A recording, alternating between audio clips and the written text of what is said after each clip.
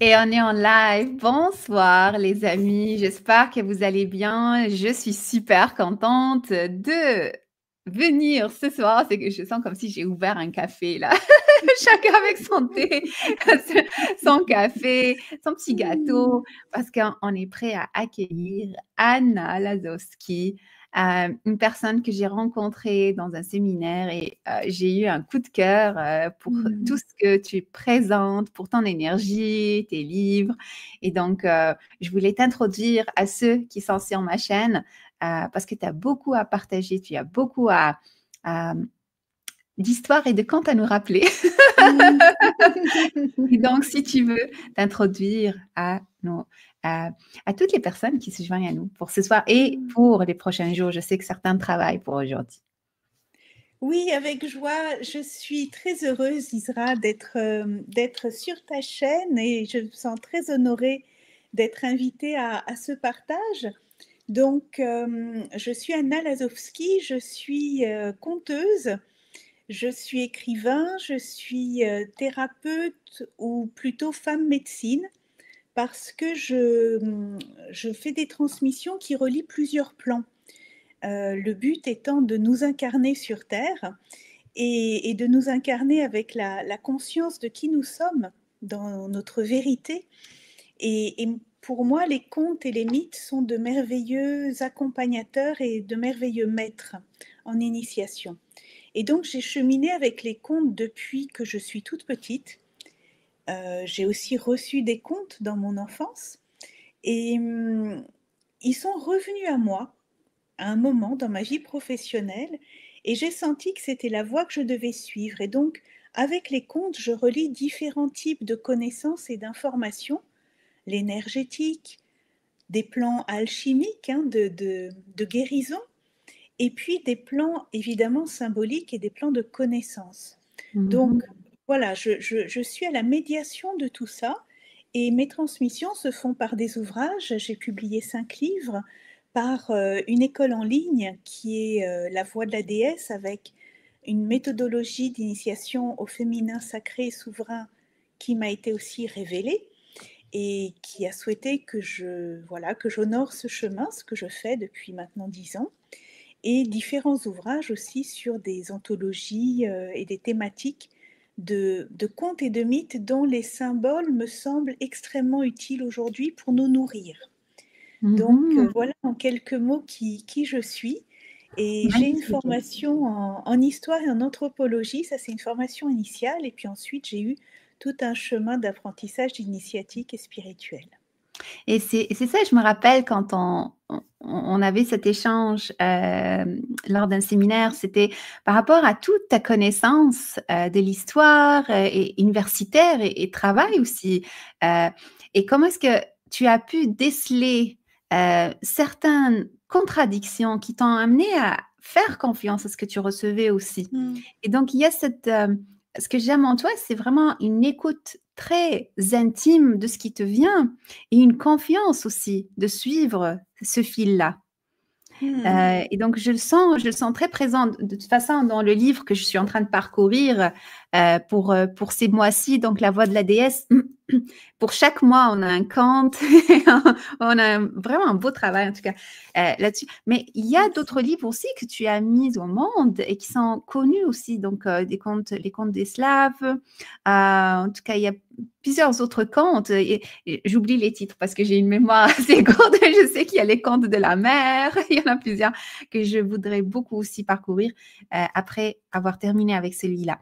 Et comment est-ce que tu as cheminé Mm. de ce monde de déni aussi qu'on voit parfois aux universités et dans les domaines les plus, euh, disons, très fermés à tout autre type de connaissance, à te Oui. révéler, à te libérer. Mm. Oui, je peux donner un exemple pour illustrer parce que c'est peut-être un exemple qui va rentrer en résonance avec ce que vivent d'autres auditeurs, auditrices qui sont avec nous.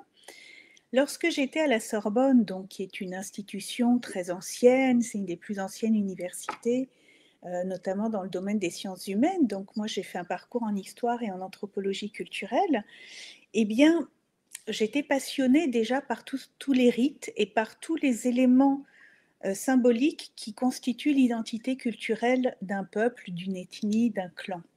Donc, bien sûr, j'ai étudié certains groupes de manière plus précise, avec justement des méthodologies qui se veulent, qui donnent des clés de lecture, en fait. Donc, j'étais en train d'étudier des rites de la Grèce antique et mon intuition me donnait d'autres informations qui Mhm. complétaient l'information universitaire. Et j'avais constamment, en fait, à la fois des intuitions qui étaient soit des mémoires, en fait, d'anciennes vies ou de plans d'inconscient culturel, hein, qui font partie de notre connaissance aussi, mais qui est endormie. Mhm. Soit j'avais des informations que je canalisais. À l'époque, je ne connaissais même pas ces termes-là. C'était une époque aussi, dans les années 90, où il y avait beaucoup moins d'ouverture, hein, au niveau sociétal par rapport à des plans plus transcendantaux. Aujourd'hui, on a quand même une révolution qui est en cours, d'éveil, hein, Mhm. de collectif par rapport aux autres plans. Et donc, je ressentais, je recevais des informations, des images qui complétaient les informations formelles que je recevais d'un point de vue académique. Et puis ensuite, en approfondissant aussi certaines études, je voyais qu'il y avait des incohérences. Mhm. Sur l'histoire de l'Égypte, euh, il y a quand même des éléments d'information de l'histoire qui sont, à mon sens, extrêmement faibles par rapport à ce Mhm. qu'on voit quand on nous dit qu'une pyramide a été construite en 20 ans et qu'on a aussi des chronologies, notamment sur la Mésopotamie, même dans la Bible, il y a des généalogies avec des datations de personnes qui vivent 100 ans ou plusieurs années, et on a des dates très très cohérentes qui nous sont transmises sur des généalogies entières, et en fait on nous dit que ce ne sont que des paraboles et des métaphores. Moi, ça m'interrogeait, parce que Mhm. je trouvais que l'information historique n'était pas précise. Mhm. Donc j'ai toujours eu une curiosité pour aller Mhm. chercher des informations. Et au fur et à mesure des années, bien entendu, j'ai découvert d'autres approches. On a maintenant un champ d'information extrêmement grand qui est à notre disposition. Et puis j'ai appris effectivement à développer ce que tu as relevé, c'est-à-dire une relation très intime avec moi-même Mhm. qui me permet d'écouter. Mhm. Et ça, c'est vraiment une énergie du féminin. C'est une énergie de réceptivité et j'écoute. Et d'ailleurs, je reçois souvent des validations ensuite, dans une forme Mhm. plus ou moins formelle de ce que je perçois. Mhm. Ça a été un cheminement qui n'a pas été simple, hein, parce que je pensais vraiment que j'avais un problème de, parfois même mental par rapport à ce que je recevais comme perception. Mais maintenant, il y a un équilibre, et c'est aussi un équilibre qui est en nous, puisqu'on a une partie plus créative, intuitive, et une partie plus rationnelle.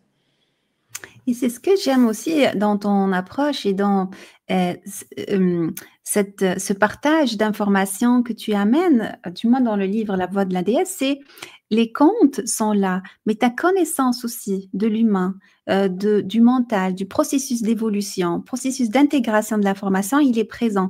Et donc, c'est comme tu accompagnes dans aussi cette transformation à travers les écrits et je suppose à travers aussi tes cours. Donc, je vois un peu ce changement de paradigme de il faut que ça soit comme ça ou il faut que ça soit de cette façon-là, mais plutôt comme je te vois comme un pont qui se crée entre les Mm. différentes lignes temporelles, les différents contes, les différents Mm. mondes, parce que tu amènes des histoires de plusieurs endroits du monde.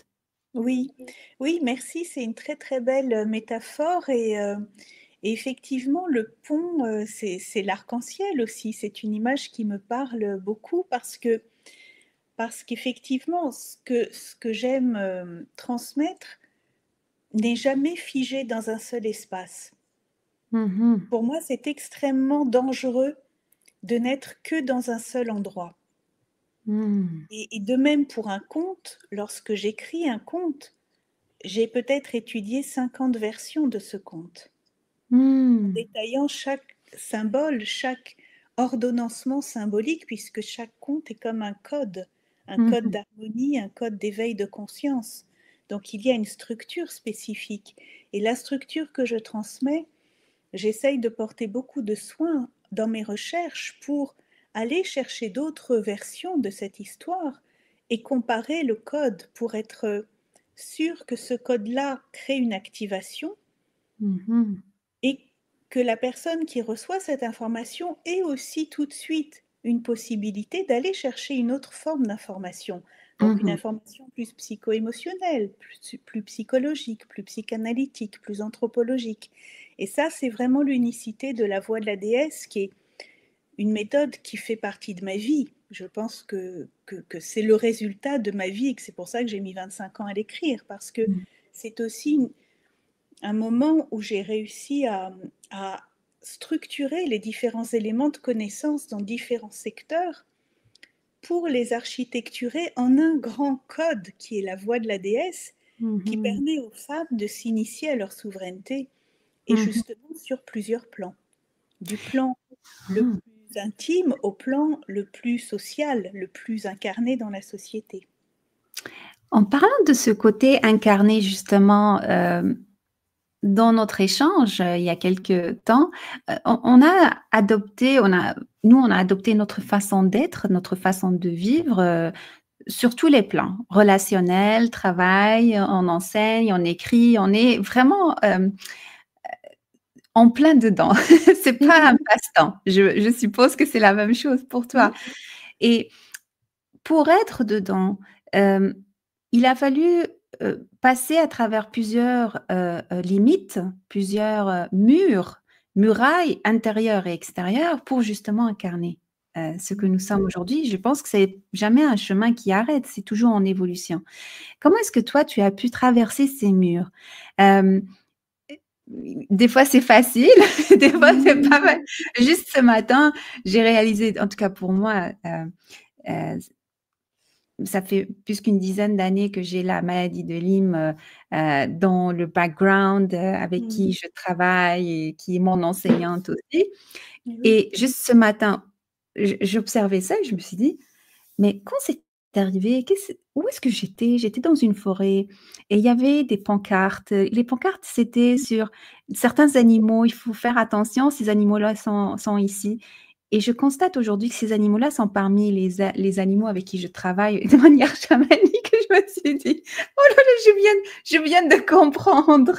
Je viens de comprendre que toutes ces années-là étaient une initiation aussi avec.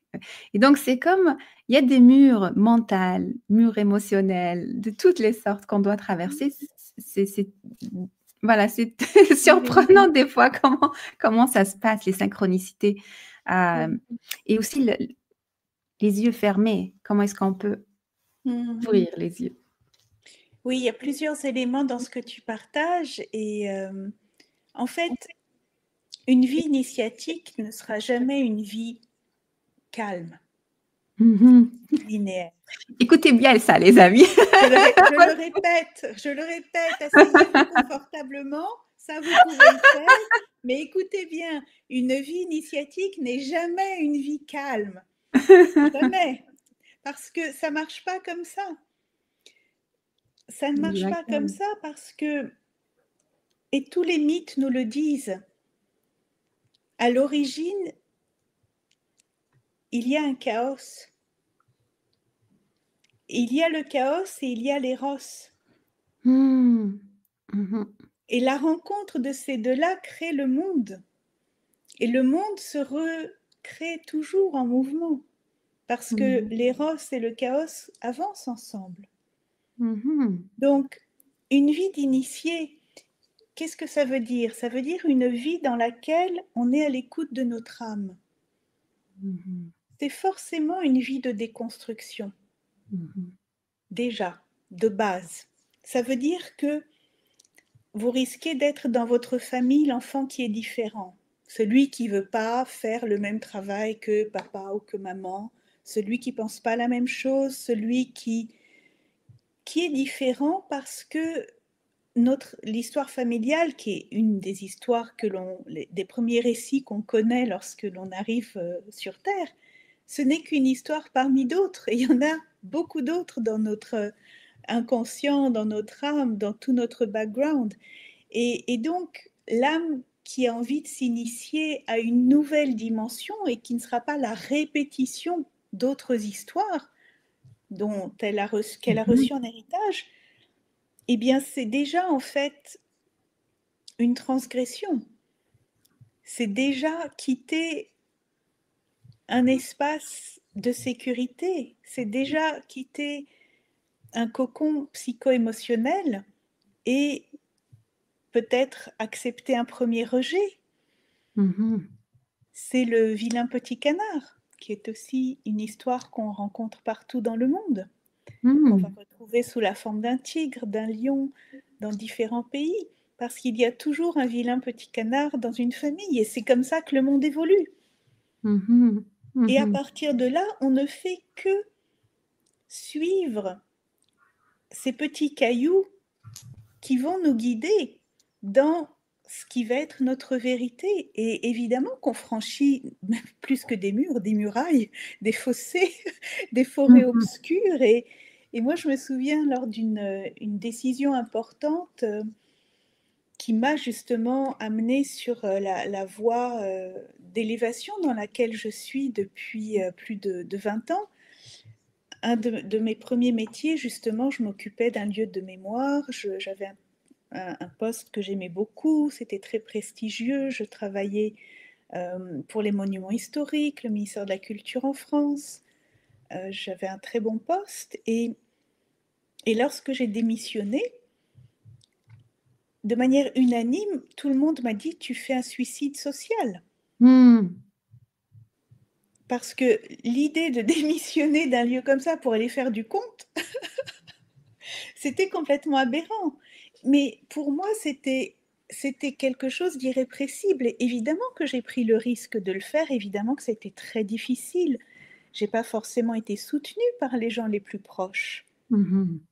Et ce parcours n'est constitué que de ce type de décision, parce que c'est par ces choix-là que je suis dans ma propre cohérence et dans ma transcendance.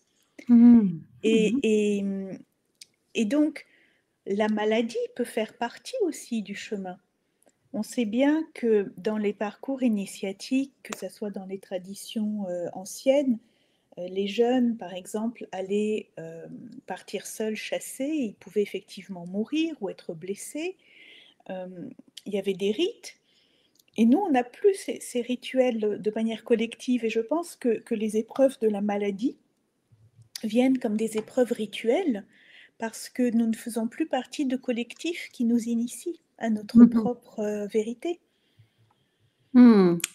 C'est très intéressant ce que tu amènes. Tu sais, avec un groupe anglophone, je fais un club, c'est un club de lecture. Donc, on prend certains livres et on chemine à travers ces livres un chapitre par semaine, et on voyage. Et là, le livre de ce moment, certains l'ont trouvé très difficile.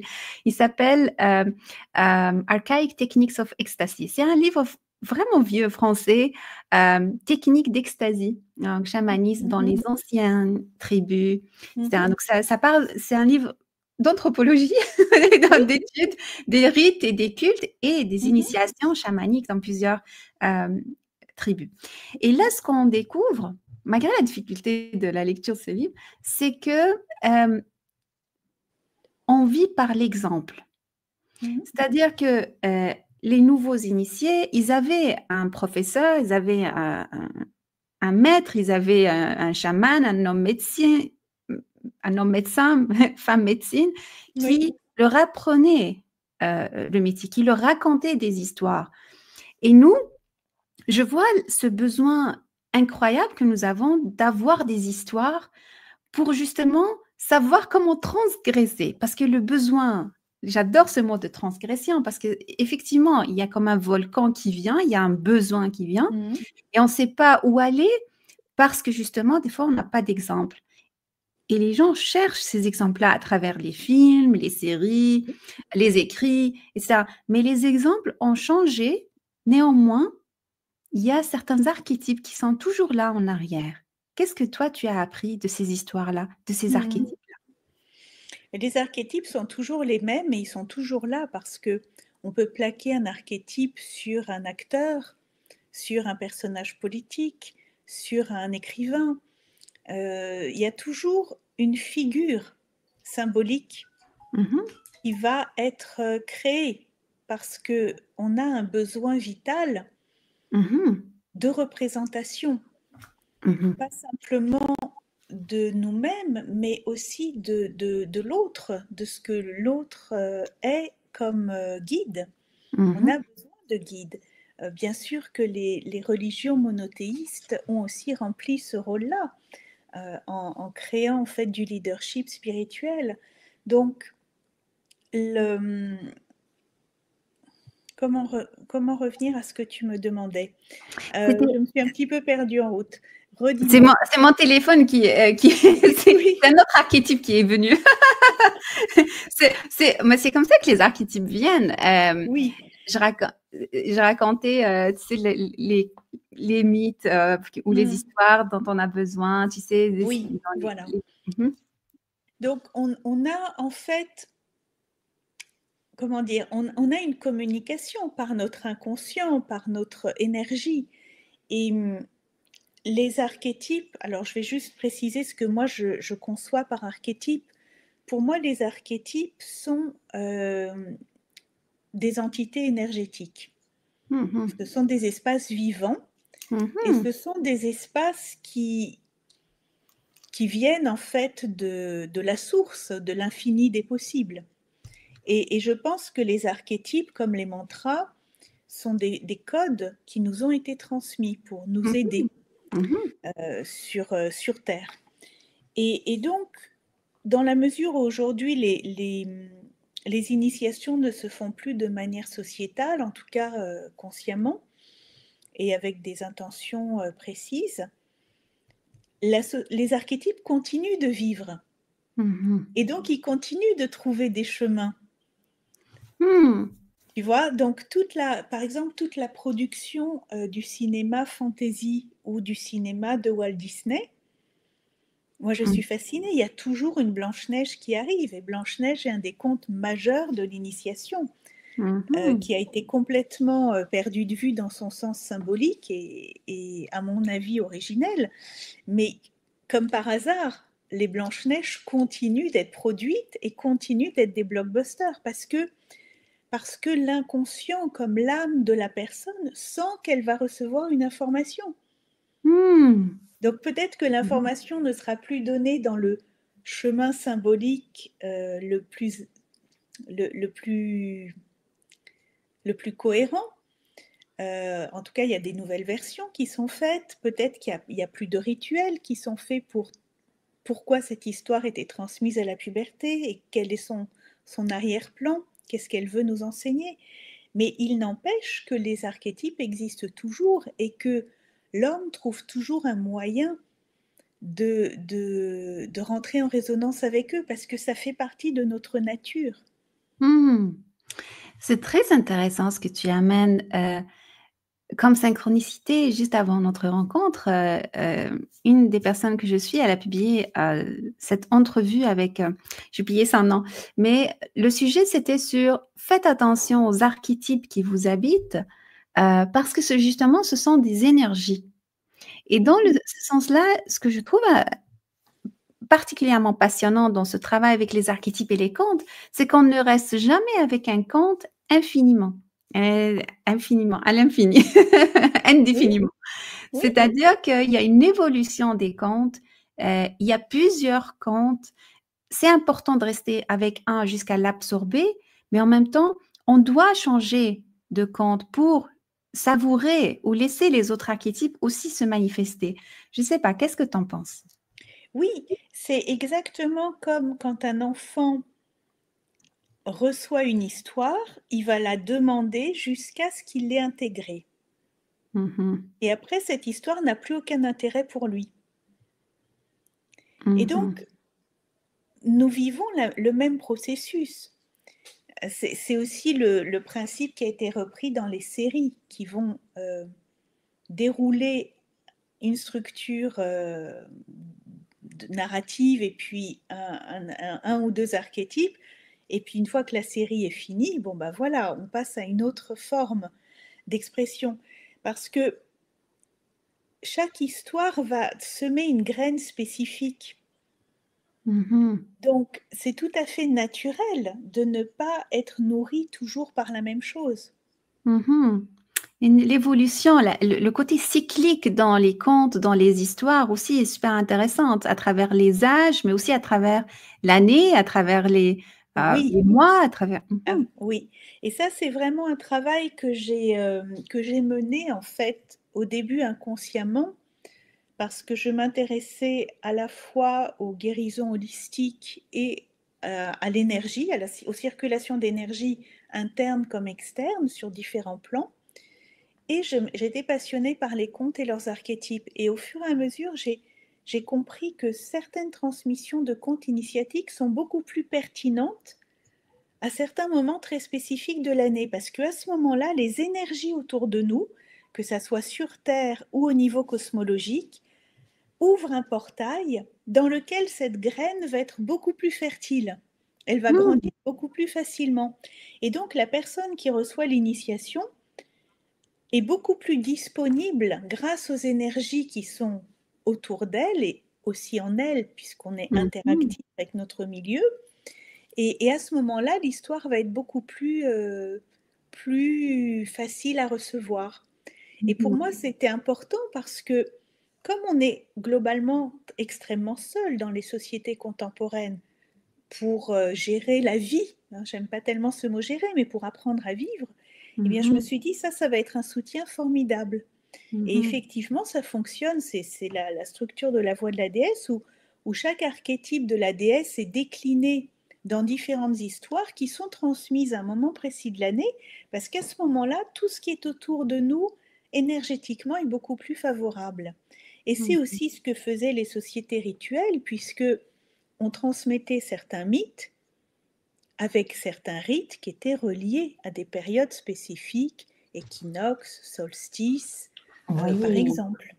C'est incroyable. Alors, je te raconte ça, je ne te l'ai pas dit avant notre rencontre, mais bon, parmi les contes, de ce que j'ai de toi en ce moment, on est au mois de mai et c'est un mythe en lien avec Freya. Mais alors, là, avec ton livre, ce que je fais en ce moment, c'est chaque début de mois, je m'assois, puis je reste avec cette histoire. Mais là, elle commence à sortir un peu partout. C'est pas... mais c'est vraiment intéressant parce que elle était là en arrière. Je n'ai jamais fait face à Freya. J'ai jamais travaillé avec elle, comme archétype, comme déesse. Mais en même temps, ce que je travaille sur... tu sais que je fais de la recherche en ce moment. Et je suis aussi avec ce livre qui est le Norse Shaman. Vraiment aussi un travail très, très beau qui parle des 9 royaumes norse. Et elle fait partie de ces contes. Oui. Je me dis, elle fait partie de la famille, oui, oui, oui. Mais qu'est-ce que tu fais là? Qu'est-ce que tu fais là ce mois-ci? Donc, elle commence à me sortir partout des messages, des choses en lien avec sa magie à elle. Et c'est ça que je trouve très vivant. Ces contes sont vivants. Ils sont vivants? Oui. Pardon, vas-y. Oui, c'est ça. Ils sont vivants. Ils font partie d'une fabrique. Et ça, c'est ressorti dans le séminaire dans lequel on était toutes les deux.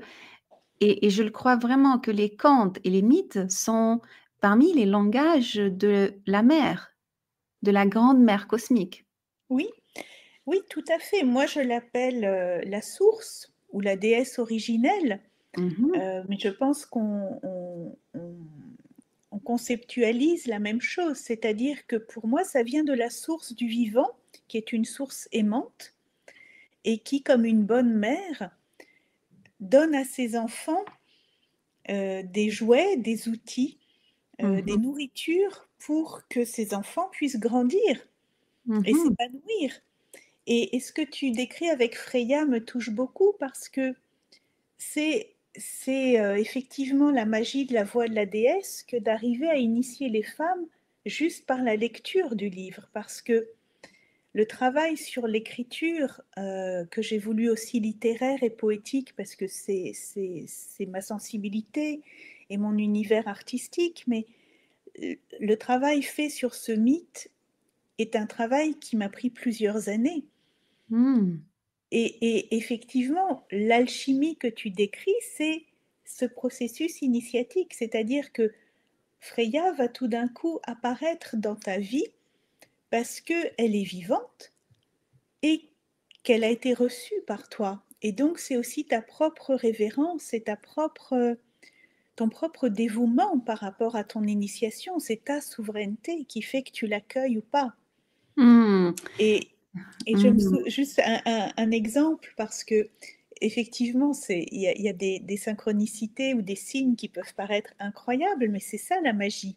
La magie paraît incroyable alors qu'en fait, elle est tout à fait naturelle.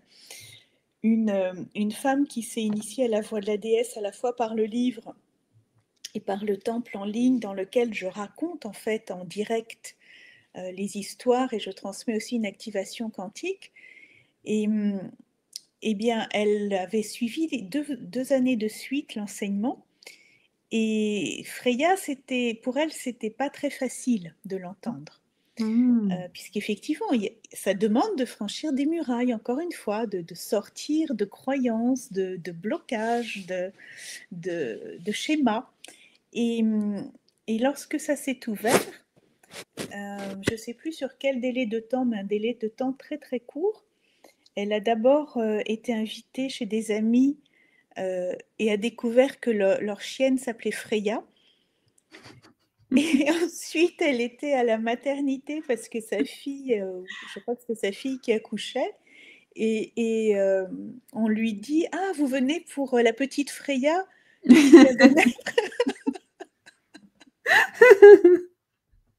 Incroyable. Mais Donc, écoute, c'est ça paraît incroyable. incroyable et pourtant ça arrive. Et moi, des exemples comme ça, j'en ai évidemment des centaines, Mais je comme vais t'en j'en ai donner. Je vais comme t'en j'en ai donner dans ma un. propre vie. Mais je vais t'en donner un tout de suite. Peut-être que tu pourras me raconter une. Eh bien, je t'ai pas dit de quoi. Faites ma recherche. Mais alors, quand Freya est arrivée, euh, j'ai pas cliqué tout de suite et j'étais en train de lire sur le Norse Shaman les différents mondes qui existent entre ces différents 9 royaumes. Je vais les appeler comme ça. Et j'ai découvert justement qu'il y avait des murailles autour de certains royaumes. Et il y avait aussi des rivières qui empêchaient les royaumes d'interagir ou de rentrer en contact ensemble pour l'harmonie du tout. Mais ce qui s'est passé, c'est que j'ai découvert que ces murailles-là sont reliées à ma recherche, à certaines civilisations sur lesquelles je me penche, et que ces murailles ont vraiment existé physiquement. C'est ça qui est incroyable. C'est ça qui est incroyable. Et le plus je relis sur cette culture norse, le plus je me dis, mais attends une seconde, il y a certains de ces royaumes que j'ai vraiment visités. j'étais, Oui. j'étais en Suède il y a quelques semaines. Et il y a un des royaumes qui est cité qui est en Suède, dans certaines régions. Donc, j'ai l'impression, c'est pas que j'ai l'impression, je ressens la magie de ces archétypes, d'être en contact avec eux. Mais ce qui est encore plus magique, Anna, c'est que tu me rappelles ma mère sur un aspect, c'est que quand elle cuisine, elle l'a fait tellement de fois qu'elle n'a pas besoin de calculer, de mettre les Et mesures oui, c'est justes, ça. ni de faire les gâteaux d'une certaine façon, ni de mettre 5 œufs au lieu de 2. C'est qu'elle l'a fait tellement de fois, ça l'habite. Et toi, quand tu le transmets, ça t'habite. Et du coup, nous, on ressent ça et ça crée le portail. C'est pour ça que je dis que tu es un pan dans tes livres et c'est pour ça que ça m'honore de t'avoir ici. C'est Ces contes sont vivants en toi. Et quand tu les Oui. écris et tu les transmets, tu transmets de la vie. Tu ne transmets pas des calculs, de la mathématique, de ceci est écrit avant cela. Non, c'est vivant. Je suis C'est très ça émue, je que... suis très c'est- touchée parce que ça, oui, ça me touche beaucoup que tu vois ça parce qu'effectivement, c'est pas, pour moi, c'est pas, je me sens pas écrivain dans l'endroit de l'ego. C'est Mhm, pas cet endroit-là en fait. Je suis une conteuse mhm, et la conteuse que je suis vit avec ses contes, bien mhm, sûr. Tous ces contes vivent en moi depuis des années et évidemment qu'ils sont vivants, comme ces espaces de Dieu euh, sont aussi des espaces vivants. Euh, je vais peut-être préciser, euh, après avoir fini sur l'aspect plus intime, j'aimerais bien préciser pour nos auditeurs et auditrices un petit peu qui est Freya mhm, et présenter un petit peu cette déesse, mais c'est effectivement, c'est l'alchimie de ma vie avec les contes parce que ce sont mes meilleurs amis, c'est ma famille en fait. Et évidemment que lorsque je les transmets, je suis du coup sur cette fréquence qui est cette fréquence venue d'ailleurs, d'un autre plan, je pense que le plan vraiment de la 3D, et qui est un plan qui nous élève, qui est un plan de magie pure. mhm. Et, et je suis honorée effectivement que tu le reçoives et que tu puisses le formuler et en témoigner parce que c'est c'est là où, après, avec le temps qui a passé, puisque j'ai quitté mon travail, je dirais, formel il y a 25 ans maintenant, et effectivement, je sais que je suis sur la route qui me convenait. Mhm. Et c'est un immense bonheur pour moi de transmettre ces histoires et elles vivent avec moi depuis longtemps. Et juste pour préciser, donc Freya est une déesse du panthéon de la mythologie nordique, donc elle est de la famille des Vannes, qui est une autre famille divine que celle d'Odin et de Thor, qu'on peut connaître peut-être plus facilement.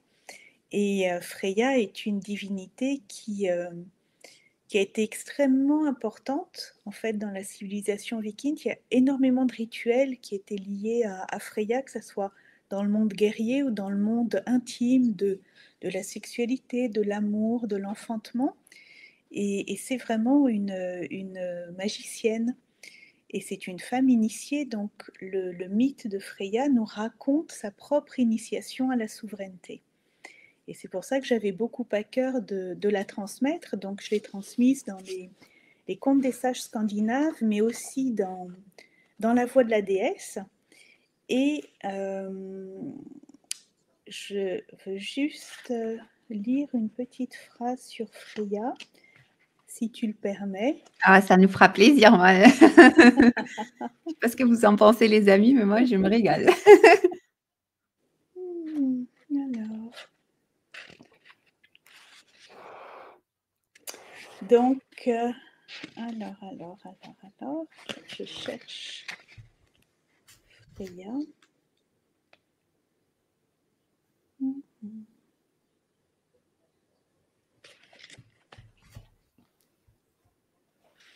Libre est l'art d'aimer comme l'est sa déesse. Freya veille dans le ciel au mystère des allégresses. Elle préside à l'étincelle, à l'embrasement de la vie, qu'il soit léger comme une plume. Il en fut ainsi, et nul ne dit que c'est fini. Elle est toute joyeuse. Elle a beaucoup d'amour pour la vie. En tout cas, moi, je la sens comme Oui, ça en moi. et Et... oui, c'est vraiment l'éros, l'érotisme, c'est-à-dire que c'est l'appétence pour la vie. Mhm. De l'appétit. Elle a de De l'appétit. l'appétit, exactement.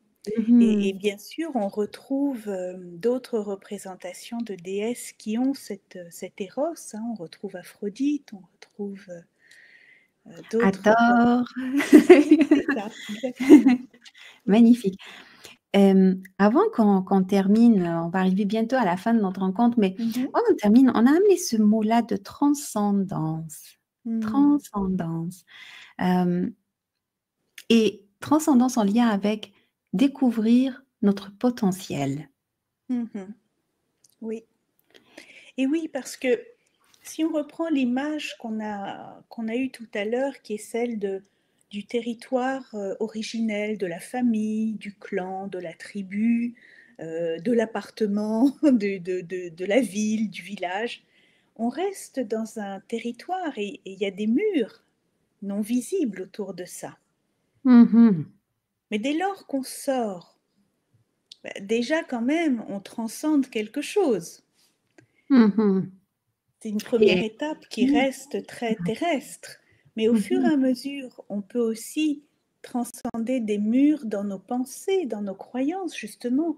On peut bien sûr guérir des blessures, changer de perspective, apprendre des connaissances. Et tout cela nous élève petit à petit sur des plans plus subtils. Plus subtils, ça veut dire que ils vont nous donner une relation plus intime avec la vie et avec nous-mêmes. Et dans cette rencontre-là, évidemment qu'on va découvrir nos potentiels. Mhm. Quel est l'objet de la vie si ce n'est que de réaliser nos potentiels? Mhm. Ça serait extrêmement triste. On serait comme un jardin qui ne fleurirait jamais si on ne les déploie pas. Et je Mhm. crois que justement, c'est là que ça demande à être initié. Parce que ça Mhm. demande du courage aussi d'assumer ses potentiels. Moi, quand j'ai dit il y a 25 ans que je voulais être conteuse, le mot n'existait même pas dans le monde du spectacle vivant. Je ne pouvais même pas être enregistrée officiellement en tant que conteuse. Ça n'existait pas. Mhm. Donc, on me regardait comme une folle complète. En plus, avec tout l'aspect spirituel, énergétique, alors là, c'était complètement perdu.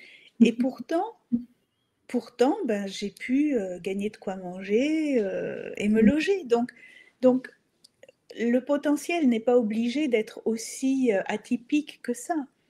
Mais le rencontrer, ça demande, je pense, déjà de transcender certains endroits familiers, Mhm. justement, qui sont connus, qui peuvent être tranquilles, qui peuvent être confortables, mais qui ne couvrent certainement pas le champ de tous nos potentiels. Mhm.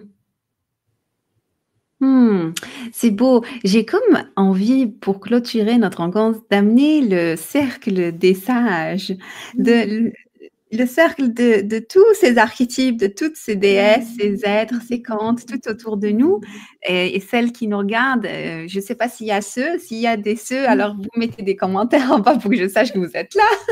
C'est clair. Mais j'ai comme envie de les inviter pour qu'ils soient là avec nous. Mmh. Du moins, on prenne conscience de leur présence et leur demander quel est le potentiel. Ça, c'est une question tellement qui ressort tellement dans mes séances, en tout cas en ce moment avec mes clients. Je ne sais pas si c'est le moment pour que ça s'éveille, qu'on s'éveille à une autre façon de vivre, une autre façon d'être qui est plus juste pour nous, qui est plus Mmh. authentique, qui est plus vraie, euh, où on peut ne plus étrangler la vie, mais plutôt lui ouvrir le chemin avec ces mains-là que nous avons. Arrêtons de les tourner envers nous et de les utiliser contre nous, mais plutôt les utiliser avec nous. Donc, je ne sais pas comment ça vibre ça pour toi, mais en tout cas, je sens la présence Mmh. de toutes Oui. ces énergies autour. Et oui, c'est très beau et effectivement, on peut les remercier parce que ce sont des alliés. Ce sont des alliés qui sont là pour effectivement nous aider à ouvrir les bras et à accueillir et pas essayer de serrer de toutes nos forces ce projet, ce plan, cette ambition très précise, très définie, que ce soit dans le timing ou dans les résultats. Et, et au contraire, tous ces archétypes sont là pour nous aider à honorer notre vie. Et c'est Mm. l'une des grandes magies de la mythologie viking qui a vraiment mis ça en exergue de manière extrêmement puissante énergétiquement, c'est vraiment d'honorer ton destin. Mais Mm. pas le destin au sens de la fatalité, mais au sens d'être complètement dans notre puissance. Mm. Et ce qui est très intéressant dans tes contes, notamment avec les contes de Freya pour ça, c'est que la prochaine étape n'est pas révélée. Il Oui, faut qu'elle mette un pas devant l'autre tranquillement pour qu'elle découvre la prochaine étape. Et c'est ça qui est très intéressant. Avant qu'elle s'envole, il fallait qu'elle arrive à un certain point, qu'elle prenne une décision. Et là, la porte s'ouvre. Parce qu'on ne peut pas tout planifier. On ne peut pas tout prévoir que ma carrière va être comme ça, ou ma relation va être de telle façon, ou le chemin, ou la vie va être toujours au même endroit. La vie nous demande une forme de réadaptation, d'où la rotation avec tous ces archétypes qui est présent. Et je pense que toi, tu l'incarnes complètement, cet aspect de tous les archétypes, je les connais, je les connais. Je peux être ici, je peux être là. En fait, c'est comme si on devient perméable dans le côté positif pour nous, pas perméable à tout ce qui se passe, mais oui, perméable à tout ce qui arrive. oui. Et Mhm. alors peut-être qu'on aura besoin de reparler de ça plus tard, mais en tout cas, les archétypes permettent aussi d'être dans l'ambivalence. Oui, c'est Donc ça. rien n'est jamais fixé. Et je Ouais. ne suis jamais une sainte ou un monstre total. Il y a Mhm. toujours un mouvement. Et Oui. dans ce mouvement, j'apprends à me réaligner. Et c'est pour ça que je travaille aussi avec la conscience. Mhm. C'est ce qui nous permet aussi de ne pas sombrer. Mhm. Donc, on est à la fois dans une grande flexibilité, mais ce qui ne veut pas dire que on n'a pas de pouvoir d'action et de décision. Mhm. Mhm. C'est parce que l'on décide qu'on va aussi transcender différents plans et qu'on va être plus solide dans le mouvement. Mhm. Oui, tout à fait. Magnifique. Mais je te remercie beaucoup. En tout Merci cas, voilà, pour beaucoup. ceux qui n'ont pas vu le livre, je suis en train de le montrer à nouveau sur cette chaîne. J'ai mis, j'en ai parlé aussi dans une autre Merci. vidéo YouTube, là, si vous ne l'avez pas vu. Tu as plein d'autres livres. Je ne sais pas si tu en as juste à quelques-uns à côté de toi, Oui, si tu alors donc peux les les montrer. sages Ah scandinaves, oui. donc qui sont publiés aux éditions du Seuil. Alors, ce qui est magique, c'est que ce sont aussi des livres avec des illustrations extraordinaires à chaque fois, Ah. de manière à ce que le voyage se fasse aussi avec des images archétypales. Et puis, les contes des sages gardiens de la mer, donc ça, c'est Oui. un message qui m'est venu de nos amis dauphins, donc qui ont souhaité que j'œuvre pour la mer et les océans. Et puis mon premier livre, qui est Les contes des sages slaves, où justement, ben là, j'ai pu sortir de mon répertoire familial, puisque je suis d'Europe de l'Est, et Mhm. bien sûr honorer cet héritage, et puis le Mhm. déposer pour ensuite rencontrer d'autres histoires. Oui, magnifique. Mais Merci beaucoup. je te remercie d'être là, je Merci te de remercie tout cœur. d'honorer, voilà, cette chaîne, de ta présence, Mm.